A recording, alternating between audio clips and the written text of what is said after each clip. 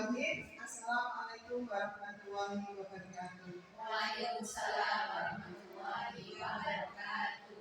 Terima kasih saya ucapkan kepada teman-teman yang hari ini sudah menghadiri undangan saya untuk menindaklanjuti tugas saya ketika mengikuti pengibasan dari para CBD di STM atau di SMK 2 Yogyakarta yang kemarin terlaksana tanggal 4 November tahun 2023. Sekali lagi, terima kasih sudah meluangkan waktunya teman-teman. Dan saya hari ini akan menjelaskan tentang pengibasan dari program pendidikan berpenggerak. Pengibasan ini salah satunya adalah tentang budaya positif. Budaya positif yang ada di kelas kita atau di sekolah kita. Jadi bersama semoga kita menambah semangat dan semaraknya suasana hari ini. Selanjutnya saya langsung ke materi inti, yakni tentang budaya positif yang ada di kelas kita atau di sekolah kita. Biasanya agenda hari ini kesepakatan kelas. Kesepakatan kelas itu kita bisa lakukan setiap kali kita belajar bersama-sama biar anak-anak hafal dengan kesepakatan yang kita buat di adalah tentang budaya positif. Di sini tertuliskan disiplin positif dan nilai-nilai kebijakan universal. Tujuannya di akhir kegiatan ini peserta dapat menjelaskan makna kontrol dari paparan teori kontrol Dr. William Glasser serta miskonsepsi yang terjadi di kehidupan sehari-hari serta dapat menjelaskan perubahan paradigma stimulus respon kepada teori kontrol. Peserta juga menjelaskan makna disiplin positif dan mengamati penerapannya di lingkungan serta kaitan teori kontrol dengan 3 motivasi perilaku manusia. Selanjutnya peserta menjelaskan pentingnya memilih dan menentukan nilai-nilai kebajikan yang akan diyakini dan disepakati oleh warga sekolah sehingga tercipta budaya positif. Ini pertanyaan, setujukah Anda hukuman dapat mendisiplinkan anak? Setuju nggak, Bu? Tidak. Oke. Pemberian hukuman dengan hal positif seperti membaca atau membersihkan halaman sekolah dapat meningkatkan disiplin anak. Setuju? Oke. Memberi penghargaan dapat meningkatkan motivasi belajar anak. Setuju? Lanjut. Apa kita aja dulu. Perubahan paradigma, kegiatan kepala anak. Ini juga ada kegiatan lagi.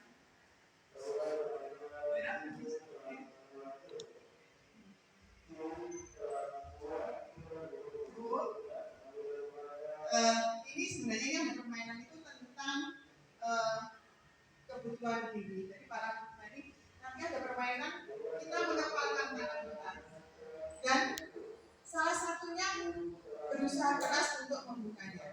Terserah jenengan mau menggunakan apa saja, boleh ngelok-ngelok boleh merayu mautnya, boleh menggunakan pokoknya kata-kata silahkan jenengan untuk bisa membuka kepalan tangan teman. Dan kepalan ini berisi suatu hal rahasia tersebut atau batu atau tulisan atau apa yang diganti dan jenengan sangat kepo banget dengan lawannya untuk membuka itu. Oke, siap dimulai? Permainan kita lakukan ya Bu Ena ya.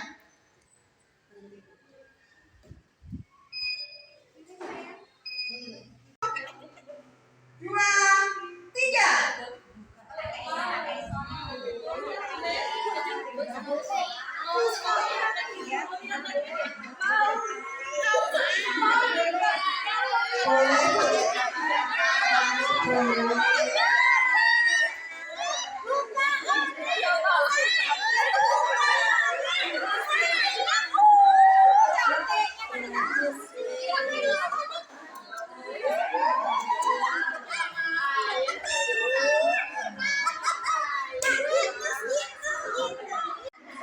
Bagaimana?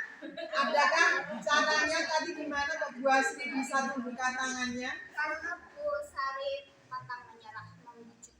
Oh, pakai rayuan.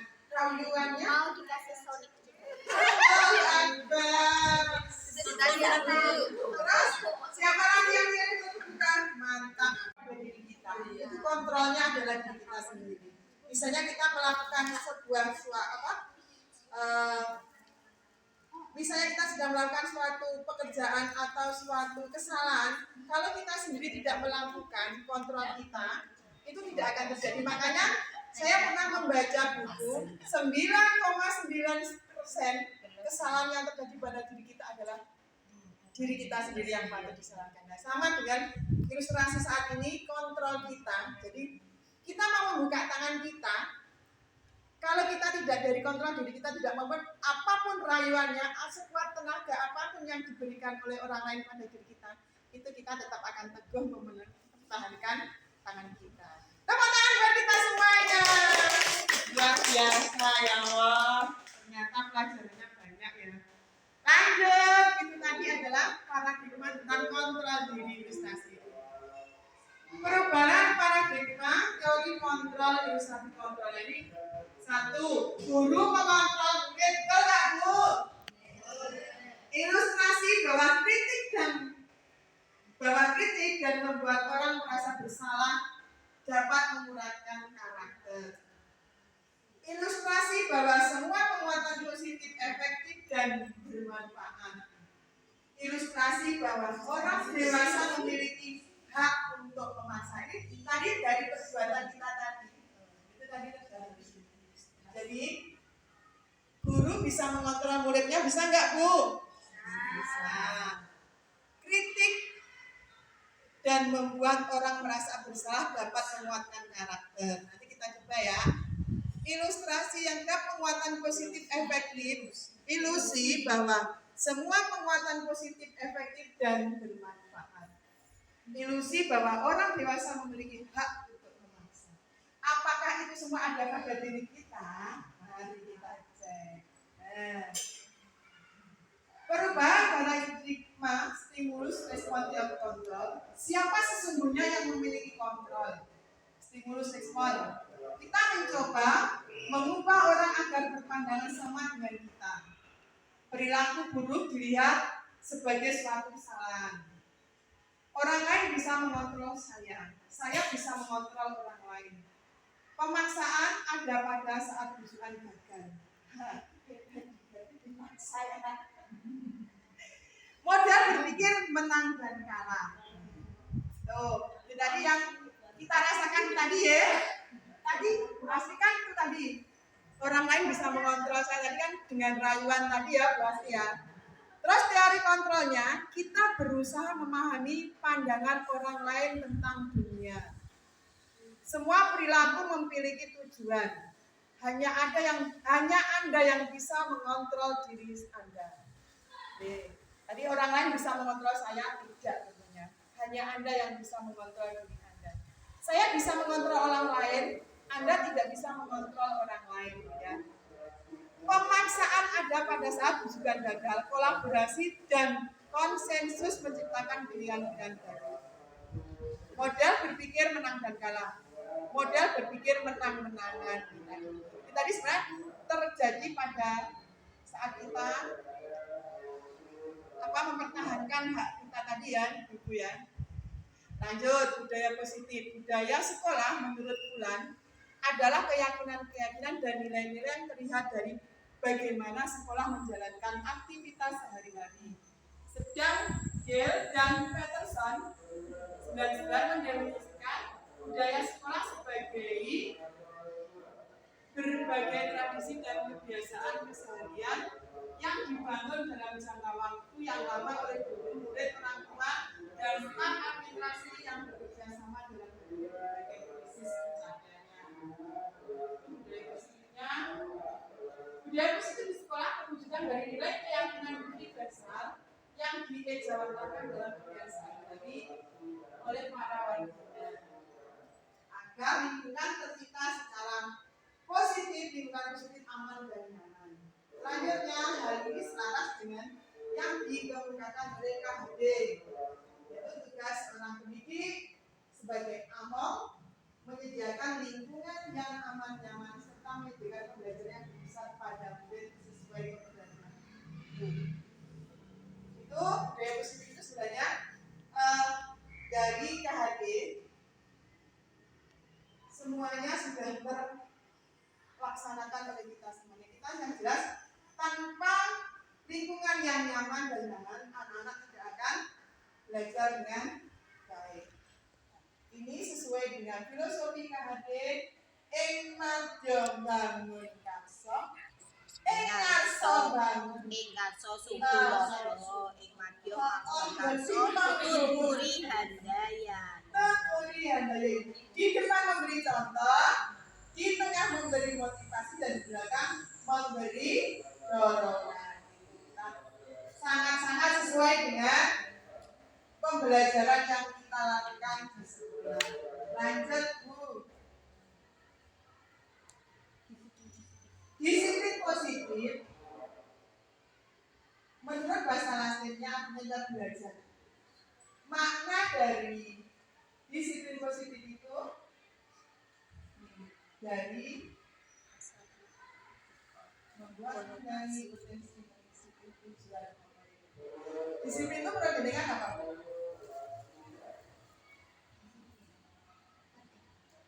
Disiplin itu menurut kita itu apa tuh sebenarnya? Sesuatu yang kita lakukan dan seharusnya yang kita lakukan. Terus menurut kita sebenarnya itu apa disiplin? Apa itu? Sesuatu yang dilakukan seseorang. Kita paham. Itu adalah dari menurut kita dari apa yang kita pelajari. Disiplin itu sebenarnya adalah belajar. Arti kata dari disiplin itu sebenarnya itu belajar. Kita dengan belajar itu kita akan menciptakan sesuatu yang ingin kita buat, kita atur, kita taati, harus yang kita lakukan. Sebenarnya disiplin itu sendiri menurut arti katanya adalah belajar. Disiplin menggali potensi kita pada sebuah tujuan apa yang dia hargai. Jadi dari belajar itu menimbulkan satu tujuan sehingga kita bisa menggali apa yang dihargai. Namun dalam budaya kita disiplin berubah menjadi suatu sebenarnya dari awalnya tadi kan kita belajar dari apa yang menurut kita lakukan, ternyata disiplin itu berubah belajar dari sesuatu yang dilakukan seorang pada orang lain untuk mendapatkan kepatuhan. Tapi berubahnya di situ ya teman-teman ya. Yang sebenarnya belajar berubah menjadi sesuatu yang dilakukan orang lain untuk mendapatkan kepatuhan. Kecenderungan umum adalah menghubungkan kata disiplin dengan ketidaknyamanan, bukan dengan apa yang kita hargai atau pencapaian suatu tujuan dunia. Ternyata dengan berkembangnya waktu, disiplin tadi berubah dengan sesuatu yang diharapkan dari orang lain untuk mendapatkan kepatuhan. Ternyata ini saya akan membacakan nilai-nilai kebajikan universal. Nilai-nilai kebajikan adalah sifat positif manusia yang merupakan tujuan mulia yang ingin dicapai setiap individu. Nilai tersebut bersifat universal dan lintas bahasa, suku, agama, bangsa maupun latar belakang. Setiap perilaku atau perbuatan memiliki tujuan menurut pendapat dari Dr. William Glasser dalam teori kontrolnya. Dengan mengaitkan nilai-nilai kebajikan yang meyakini seseorang, maka motivasi intrinsiknya akan terbangun sehingga menggerakkan motivasi dari dalam untuk dapat mencapai tujuan yang mulia yang diinginkan. Nilai kebajikan yang ingin dicapai oleh setiap anak Indonesia kita kenal dengan profil pelajar Pancasila, yakni ini ada 6 ya: beriman, bertakwa kepada Tuhan Yang Maha Esa, berakhlak mulia, mandiri, bernalar kritis, kebinekaan global dan bergotong royong serta kreatif. Itu adalah nilai-nilai kebajikan dari profil pelajar Pancasila.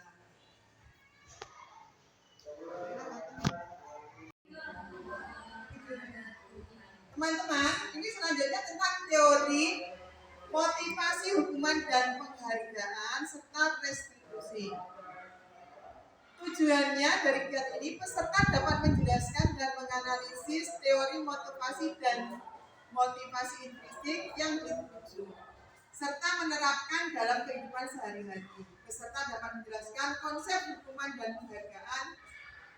Terus selanjutnya peserta dapat melakukan pengamatan dan peninjauan atas praktek penerapan konsep-konsep di lingkungannya sendiri. Teori motivasi perilaku manusia.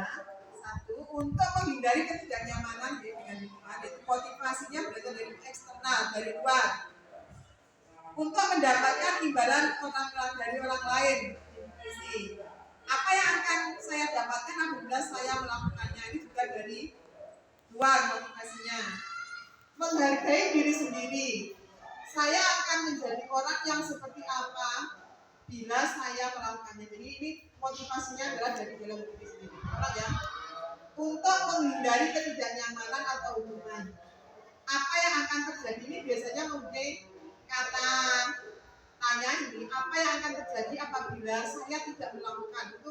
Saya mendapat hukuman atau mendapat penghargaan atau mendapat ketidaknyamanan. Itu berhubungan ini tadi dari motivasinya dari luar. Ketika saya tidak melakukan, bagaimana ya? Ketika saya melakukan, apa yang saya dapatkan ya ini juga dari motivasi dari eksternal, dari luar. Dan jika motivasi itu dari dalam diri kita, saya melakukan dan tidak, ya, saya menjadi orang seperti apa? Saya akan menjadi orang seperti apa bila saya melakukannya. Jadi melakukan dan tidak itu adalah dari dirinya sendiri. Sekarang kita mau praktek restitusi ya teman-teman ya. Restitusi adalah proses menciptakan kondisi bagi murid untuk memperbaiki kesalahan mereka sehingga mereka bisa kembali pada kelompok mereka dengan karakter yang lebih kuat. Restitusi juga merupakan sebuah proses kolaborasi yang mengajarkan murid untuk mencari solusi untuk masalah mereka dan membantu murid berpikir tentang orang seperti apa yang mereka ingin tujuannya menjadi apa dan bagaimana mereka harus melakukan orang lain. Ini nanti kita praktek dengan anak itu. Misalnya ketika ada anak yang melakukan kesalahan, misalnya Bagas memukul temannya, jadi saya tidak langsung menyalahkan. Saya akan mempraktekkan sebenarnya kenapa Bagas itu melakukan hal tersebut. Kok mukul? Misalnya nih, Bunita, kok nyubit sama Bu Asri? Saya tidak langsung menyalahkan Bunita, tapi saya akan mengoreksi melakukan istilahnya pendekatan mencari solusi biar Bunita itu juga sadar apa yang dilakukan itu sebenarnya tidak baik, tapi dengan melalui tidak langsung menjudgment, misalnya kenapa kamu melakukan hal itu pada Asri? Tapi kita mengajak ke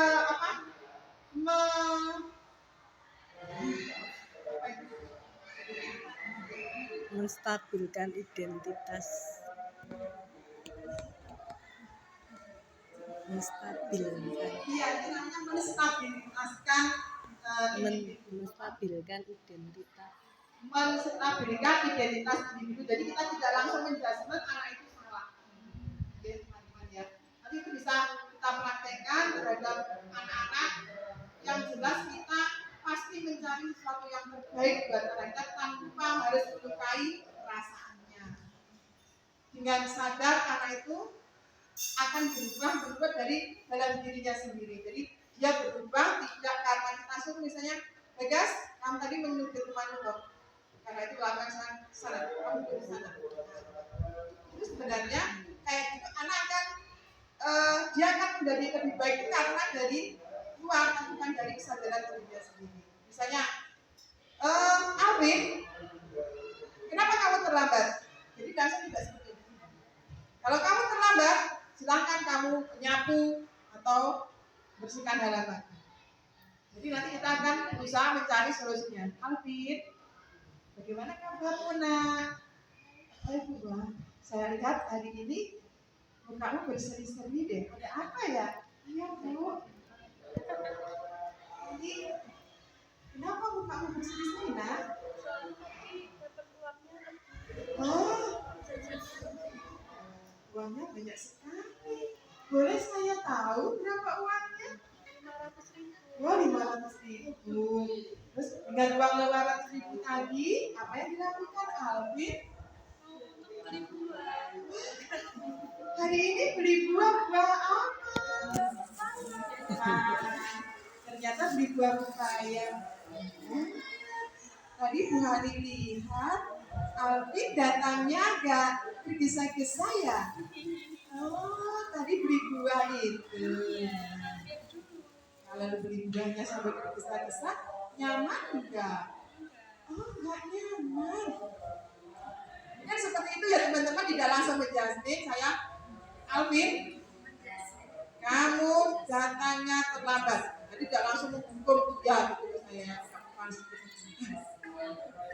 Sekarang Alvin silakan masuk kelas. Itu mungkin terjadi ada yang saya tahu banyak kan kelompok-kelompok besar yang SD, SMP boleh. Oh, saya juga setengah 10. Berarti Bu Sari harus mencari solusinya itu ya. Oh, logaritma ya. Bagus juga itu ya. Perlu kita lestarikan untuk dijadikan sebuah bahan obrolan yang bagus ya. Teman-teman, selanjutnya kita akan mencari nih. Silakan teman-teman memperhatikan ciri-ciri restitusi yang kita lakukan. Bukan untuk menebus kesalahan, namun untuk belajar dari kesalahan itu. Kira-kira kita bisa enggak ya?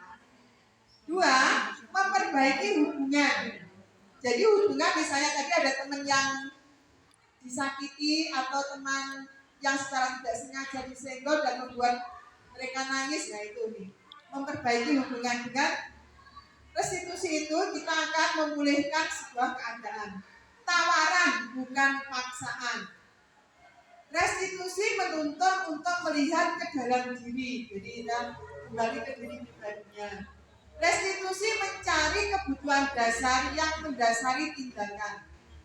Restitusi diri adalah cara yang paling baik. Restitusi fokus pada karakter bukan tindakan. Restitusi fokus pada solusi.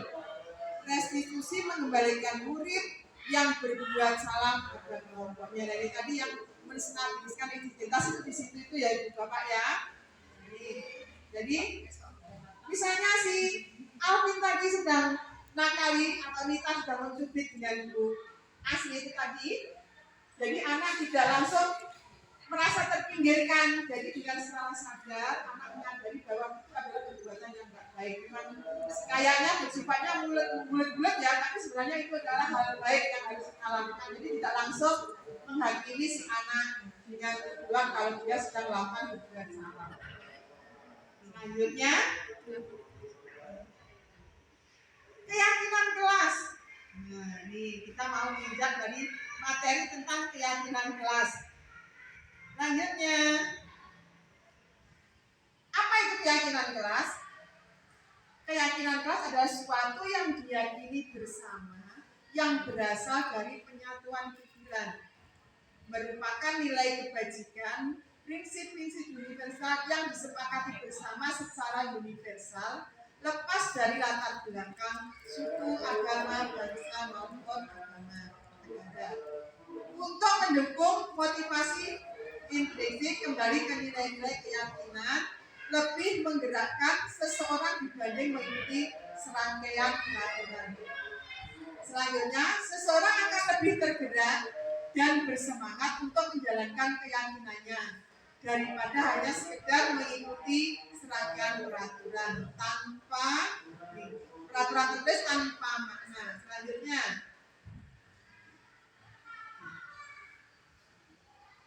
nih, keyakinan kelas itu berasal dari peraturan kelas yang kita buat tadi, kesepakatan kelas tadi ya teman-teman ya.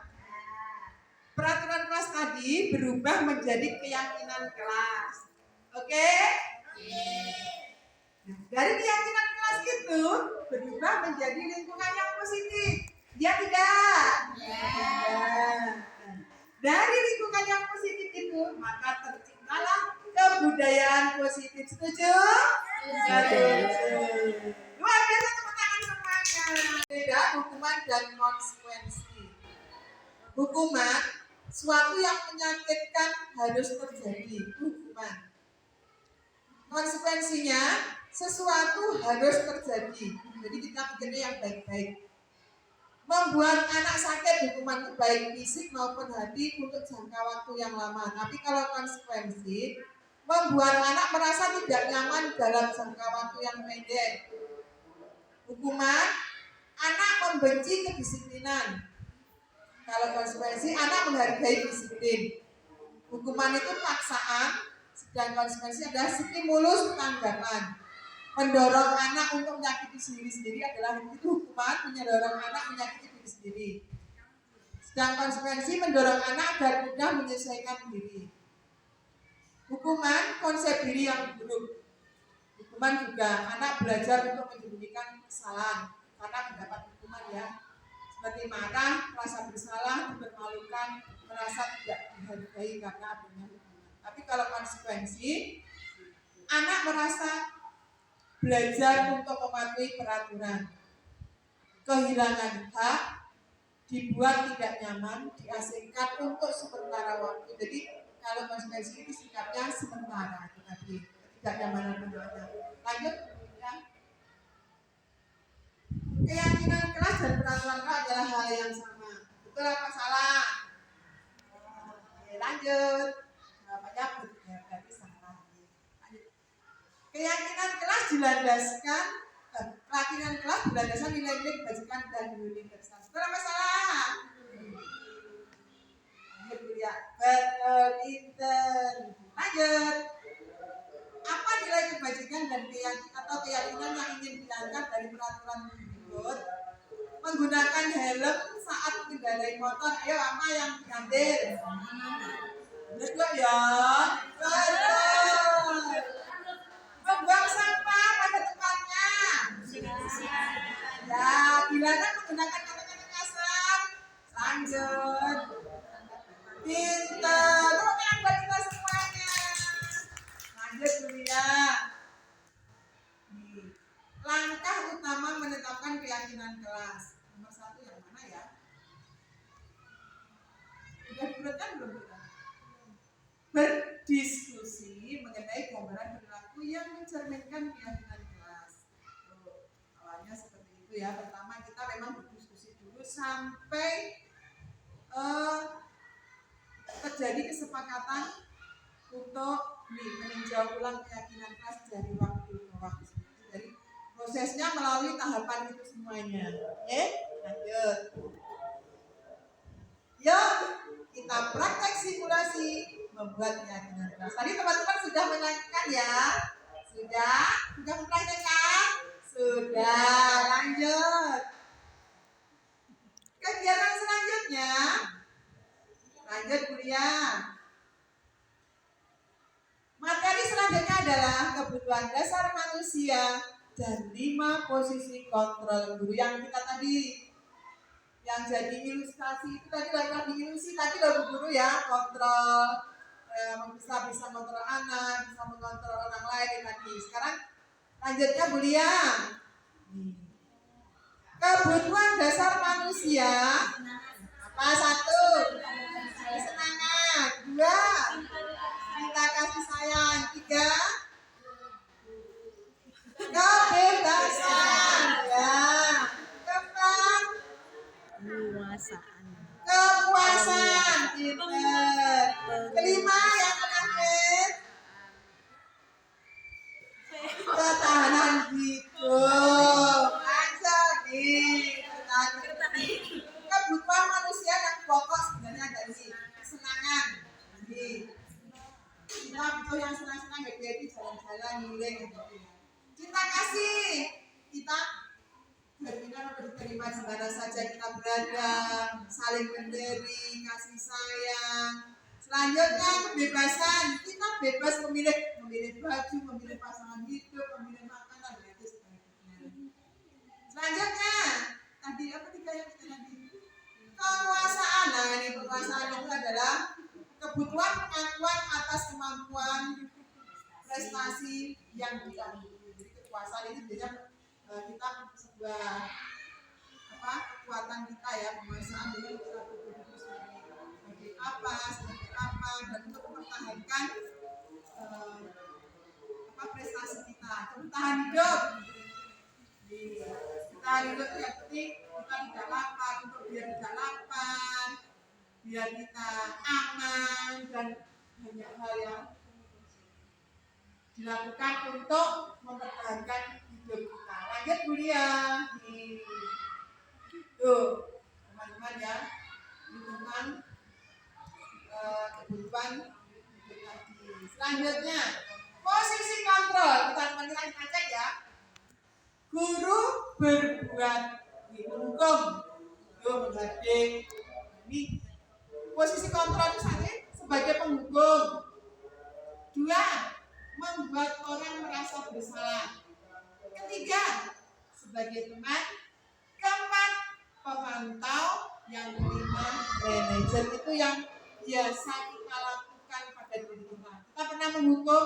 Pernah. Kita sebagai orang merasa mereka anak-anak berbuat merasa bersalah? Pernah. Sebagai teman? Pernah. Saya ibu sama anak pernah. Terus memantau? Pernah. Dan yang paling baik semoga kita sebagai manajer. Nah ini manajer adalah yang paling dari ini semua posisi kontrol ini teman-teman ya, itu sering kita lakukan, tapi semoga kita lebih kepada sebagai manajer. Itu ya teman-teman ya. Nanti kita baca bersama-sama biar nanti teman-teman lebih paham. Kita sebagai teman itu kayak anak sama ibu itu loh ya. Pernyataan ini, saya kecewa sekali dengan kamu, itu sebagai apa teman-teman? Saya kecewa sekali dengan kamu. Coba kita balik ke yang di atas tadi ini, kata-kata tadi yang tadi ini, kamu kecewa. Kita sebagai apa ya? Nah, kita sebagai membuat orang merasa bersalah. Aku kecewa sama kamu, kenapa kamu gak sayang sama aku? Kamu tidak pernah benar melakukannya, itu sebagai apa? Penghukum. Lanjut, ayolah lakukan demi ibu. Sebagai apa? Benar. Apakah kamu mau mendapatkan stiker bintang ini pada hari ini sebagai apa ya? Apa ya?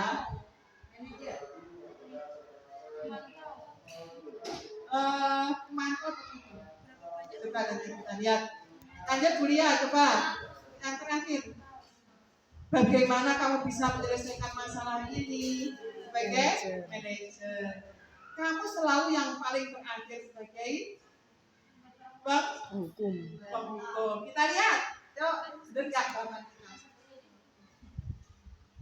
Nah, betul. Kita memang luar biasa. Tepuk tangan buat kita. Lanjut. Ini adalah segitiga restitusi yang akan kita lakukan teman-teman.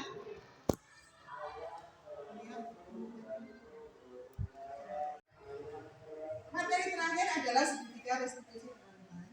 Segitiga restitusi itu mengajarkan kita untuk menstabiliskan identitas anak. Selanjutnya validasi kebutuhan dan yang terakhir adalah keyakinan kelas. Jadi teman-teman, setiap orang pasti pernah melakukan kesalahan. Kamu bukan satu-satunya yang pernah melakukan ini. Jadi kita bisa menggunakan kata-kata seperti ini ya teman-teman. Adakah cara lain yang lebih efektif untuk mendapatkan apa yang kamu butuhkan? Dan kita kembali pada nilai-nilai apa yang akan kita sepakati, yakni kembali ke kesepakatan kelas. Kamu ingin menjadi orang seperti apa? Itu nanti kita bisa menggunakan kata-kata ini sebagai kata-kata pemantik ketika kita melakukan segitiga restitusi. Yuk teman-teman, kita lakukan segitiga restitusi apa sih RPD? Oke, siap.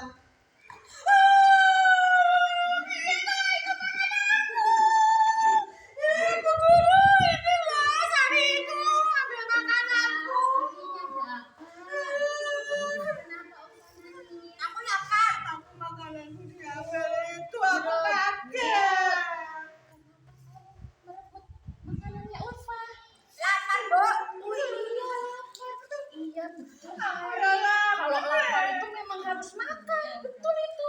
Tapi apakah tidak ada cara lain? Gimana ya kira-kira kalau Sari pengen? Ya. Maaf ya. Ya loh. Oh, maaf tuh piye kok ngono. Wah, hebat. Sari sudah ingat keyakinan kelasnya. Jika bersalah, Sari mengucap apa? Maaf. Iya. Maafnya ya senyum dong. Iya. Terus apa lagi selain maaf? Keyakinannya harus Sayang teman. iya, harus sayang teman.